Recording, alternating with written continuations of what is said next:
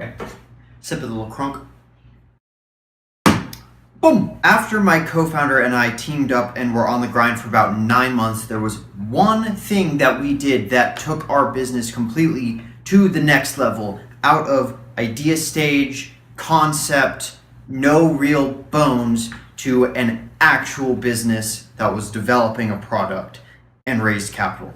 If you'd like to know what that one thing we did is, stay and watch this fucking video.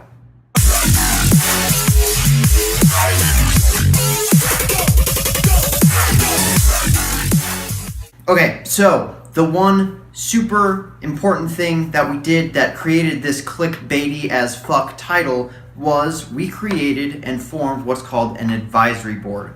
In this video, I'm going to explain to you what an advisory board is, how they work, how exactly it took our business to the next level, who you need on your team, what an advisory board is not, how we found our advisory board, and how I can help you find yours. All of that is coming in this video. Okay, so what is an advisory board? Basically, it's exactly what it sounds like. It's a group of advisors. Yeah, well, no shit, Ross, what does that mean? Okay, so it is a group of individuals who are your senior, who are more experienced than you in any of the things that you deal with in your company. It's a group of people that have a varying group of skill sets that you need in your business as experts that you can consult, who have plenty of experience. What an advisory board is not, before I go any further, I just want to make this very, very clear. An advisory board is not the same thing as a board of directors. In a corporation, it's called the fiduciary board, and in an LLC, it's basically the managing members of the LLC. A board of directors is really a more formal version of what we're going to discuss. In the sense that in a corporate board of directors, they have to approve your decisions on how you move forward. More or less, that's kind of like the high level of what it is. This is not what that is. We're not talking about corporate boards of directors. So, advisory boards, how do they work? It's a relationship. So you have your advisors and you have the startup and the founders. So from the advisor's perspective, what the advisor does is they put in time to coach. They answer any questions you may have that are going to come up as you start developing your business. They're going to act as a mentor. They're going to show up to meetings as needed. They're going to be on phone calls. The time commitment for an advisory board is usually between 2 and 5 hours a month. Sometimes more, sometimes less. If you're in a crisis mode, it can certainly be more. If you're in a season in your business where one advisor's expertise is not quite as needed as another's based on what you're dealing with, then they can sort of have an unequal distribution as to who spends more time with the company. That's basically it on the advisor side. There are basically two things that a startup and the founders have to do in order to sort of secure this relationship. One, what they do, the advisors aren't doing all that for free, but they're not really doing it for money either. So the way that you do it is you give up a small portion of equity to each advisor. I can't tell you how much we have given our advisors. That is a piece of confidential information, but what I can tell you is that market rate, much less than 10%, it's around the 1% range. We're talking really small amounts of equity here. We're not talking 50%, any shit like that. No, we're talking very, very small amounts. The other thing that the startup founders have to do is actually listen. It sounds like something like, well, no shit, right? If you give up a couple points from your company, you might as well listen to what they have to say, or you pretty much wasted your equity. But it goes deeper than that, because when you listen to the things they have to say, and when you actually consult them, really take it to heart, and then execute on the decision that you came to, particularly when they see young people do this, they will evangelize the shit out of you. They will absolutely love it. And the reason is because young people stereotypically don't listen to what people more senior to them have to say. People with more experience want to give their information. They want to share the things that they've learned throughout their careers. And they don't like it when young people don't sort of take their advice. And on the flip side, they really like it when you do. So pay attention to that, because you'll win big advisory board brownie points when you listen and execute on what they have to say. So how exactly did the advisory board take our business to the next level? One way was through the network. Grant Cardone says this: Strangers have everything that you want in life. When you have an advisory board, one of the most valuable things that you're going to get out of it is being able to leverage their networks. And if someone says, oh, I have a friend who might be interested in hearing about your deal, I'll set up a meeting, we can all talk with them and see, you can give them the pitch, and we'll see if this is something that they're sort of interested in. That kind of thing. You're basically leveraging other people's networks. That's a huge piece. And particularly your advisors typically should be successful in whatever it is that they've done. And so if you're leveraging their networks, it tends to be that you will get warm leads to good friends in high places, which when you have a warm lead to a good friend who's actually been successful and will take you seriously based on who introduced you, holy shit. Completely different from just like a cold approach. That's one major piece that's very valuable about advisors. Second thing that is going to be very helpful is their expertise. So they can lend perspective when you're in the process of solving problems in your business. I don't like to think that I rely on the advisory board, but what I will say is when I am faced with an issue with my company, usually on things that are pretty big and that either one, I haven't dealt with yet, or two, that are big and that I definitely need some outside opinions on before I feel comfortable dealing with it fully by myself, that's when an advisory board is really helpful because they'll be able to lend their expertise from their long successful careers, and you'll be able to brainstorm with lots of different minds. I actually don't like the term brainstorming because it's not particularly constructive or productive, but what will happen is you can extract ideas from great minds that are sitting on your side of the table that you can leverage to make sure that you and your company grow very successfully. And the best thing is you can learn from their mistakes. If they have a mistake that they've made that's been relevant to something that you've done, they will be willing to share it with you. And please learn from other people's mistakes before you go make them yourself. It will save you so many headaches. You probably won't learn the lessons as well as when you make major errors, which are going to happen. But if you can learn from other people's mistakes first, you're going to save time, money, headaches, pain, heartache, tears, blood, all of it. Just fucking learn from other people's mistakes first, okay? Cool. The third thing that an advisory board can do to put you to the next level is they can raise capital for you. So you have your sweat equity that you give your advisors, but that's not to say that they won't believe in your idea enough to actually fund it themselves. And as a matter of fact, I am personally of the belief that if you form an advisory board, they should be funding and committing capital to your startup. The reason I say this is because in our first advisory board meeting ever, we asked how important is it when we go and try and raise capital to tell potential investors that our advisory board has funded this deal. And everybody in the room said, well, yeah, that's a huge point. It is super helpful because what I've learned in my experience with raising capital, the hardest part is raising that first check. That is bar none the hardest part. Once you get the first check in, once you get the first commitment, the floodgates open. It helps so much more because you can build on momentum. And what you really need to be able to do if you want to raise capital from your advisors is you truly have to sell them on the vision. You truly have to sell them on the vision. I'd say vision instead of idea, because particularly in startups, ideas can change. I know this firsthand, okay? When people are bought into the idea and the idea changes, they're gone. When they believe in the vision and the team, that's really gonna be the thing that keeps them going, is no matter if the idea changes, if something comes up and you have to make a pivot, they're still on your side because they believe in what you're trying to do, but also more importantly, they believe in you. So you want to make sure that they believe in you. And if they truly believe in you, what they will do is put their money where their fucking mouths are. That's what you need to happen.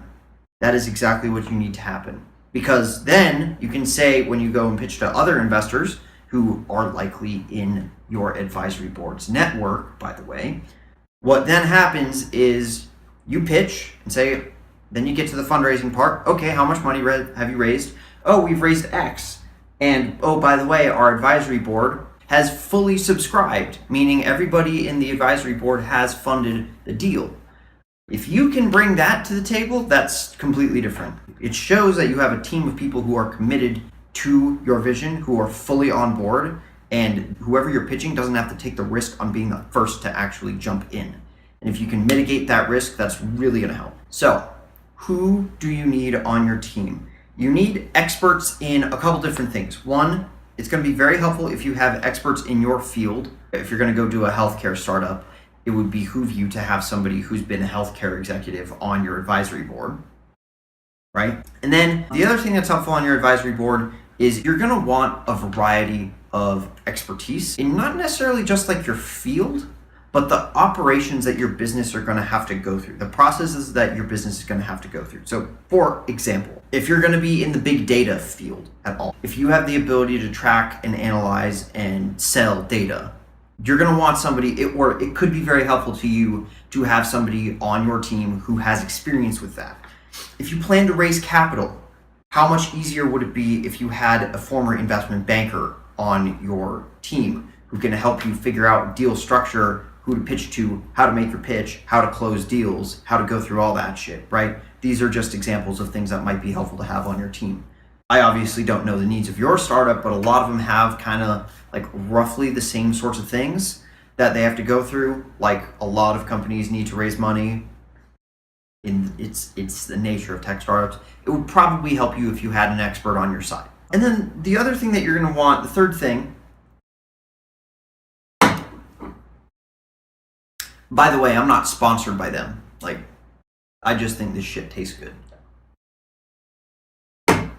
Anyway, the third thing that you're going to want on your advisory board is a non-interested third party. What does that mean? So in our case, I consult with a business consultant. I have a third party consultant. He does not have equity in the company. The true value in having a business consultant and having another advisor like this is the fact that they do not have equity. What that does is it allows them to provide and lend perspective that people who have a vested interest in your company will not have, because they don't have any of their own money at stake in making decisions. So that's not going to cloud what kind of decisions they make and what direction they point you in their advice. It's good to have that. And on my advisory board, when we do this, we're taking a page out of the book of boards of directors, because actually with boards of directors, that's one thing you do have to do. You want a third party, completely non-interested individual who doesn't have experience in your field, who pretty much is a fresh pair of eyes to everything that you're dealing with, so that you just get completely diverse perspective. So let's say if you have a music tech startup, like a former high-level executive of a healthcare company on your board to lend very different perspective from the rest of your team, just because they don't come from your world, they don't really know quite all the same things that you know about your company, even though if they would probably have just general business experience and business knowledge. Having that diversity is very helpful. And that's kind of what we have with Sonitize, with our third-party consultant. It really rounds out the group. And what it does is, if I sometimes feel as if there's something that I can't come to my advisory board with, I'll go to the consultant. Or if it's something that I go to the advisory board with, but I'm also looking for a lot of opinions because it's a really fucking big decision, I will make sure to set aside a time to go meet with that consultant and be like, this is our situation. What have you seen before? The one advantage to working with an actual true consultant is the fact that he's advised lots of businesses on lots of issues, and likely if you have a crisis scenario and you bring it up with him, it's nothing he hasn't seen before or dealt with. How did we find our advisory board? Honestly, what I did was leverage my existing network. A lot of people go to networking events and shit like that. I fucking hate networking events. So I did just say strangers have everything you want in life and you have to reach out to them. And yes, there is truth to that. But what I do instead of going to networking events is I leverage my existing networks and put them to work. That's what I like to do, is leverage existing networks because they kind of work like this. Concentric circle theory, for all you fucking nerds out there about business, is how McDonald's became so successful as a real estate empire, because they would take a look at a city's plan where it is today, and then they'd look at where the city plans would go in the next 20 years, and then they would figure out where the city was going to plan kind of out here 20 years ahead, and they would buy land and properties at major intersections before they became super populated, sat on them, and then when the traffic came to them, and then really bring traffic not just to their business but to the surrounding businesses and everything like that. Anyway, I truly believe the same power can be said with how you use your networks.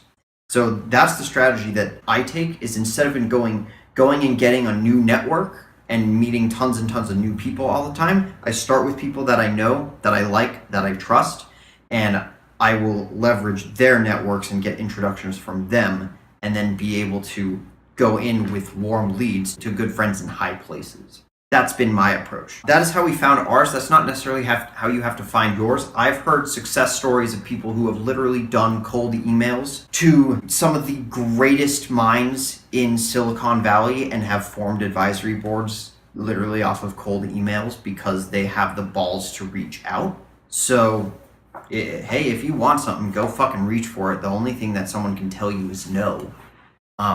So there's that approach as well, and there's no reason that you couldn't use both. So that is how I found my advisory board. But what I'd like to do now is talk about how I can help you find your advisory board. If you are an early-ish stage founder, or you're early on in your career and you want to be able to work with someone who is further along and is kind of where you want to be, I have a solution for you. One of my friends, his name is Lyle, he has a startup that he's working on right now where he connects mentors and proteges, and he gets them to work together to create a custom tailored program where they work together. It's going to be pretty analytics heavy, and it's going to be making sure that the relationship that you would have with your mentor is of value to both parties, and that you really get a lot out of it. I really support what he's doing, and I know that a lot of you could benefit. You could seriously take your businesses to the next level if you had serious advisors. So,